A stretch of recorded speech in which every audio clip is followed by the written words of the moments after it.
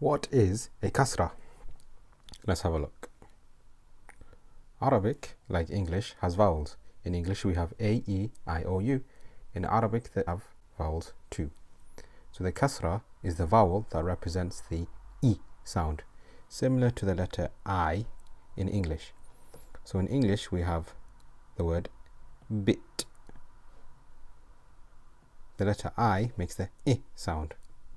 Similarly, in Arabic, if you ever see this little line underneath a letter, then that means the vowel kasrah is being used, so it makes a I sound.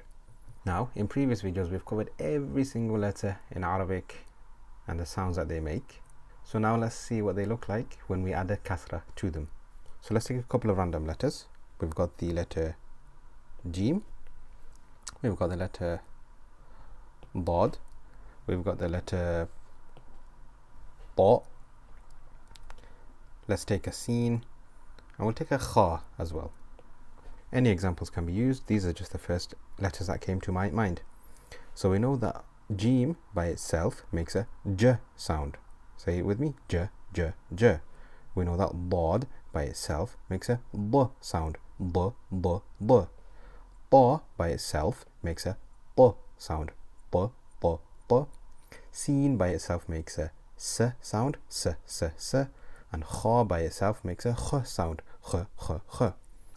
Now, if we put the kasrah, so the little line underneath the Kha, underneath the Da, Ta, Sin, and Kha, now, instead of Jim making a J sound, it makes a I sound due to the kasrah, so it makes a G sound. Dad makes a B sound. Ta makes a T sound. Sin makes a C sound, and Kha makes a Khi sound. So by adding these vowels, by adding the kasrah, it changes the sound that the letter makes.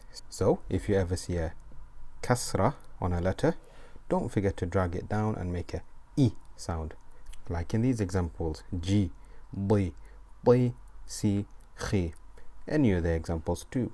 Any letter, Qaf, Kaf, Mim, Q, K, M becomes Qi, Ki, Mi. As always, practice makes perfect. That's it from this lesson. Don't forget to check out our other videos. But that's it from me. Take care and I'll see you on the other side, inshallah. Ma'as salama.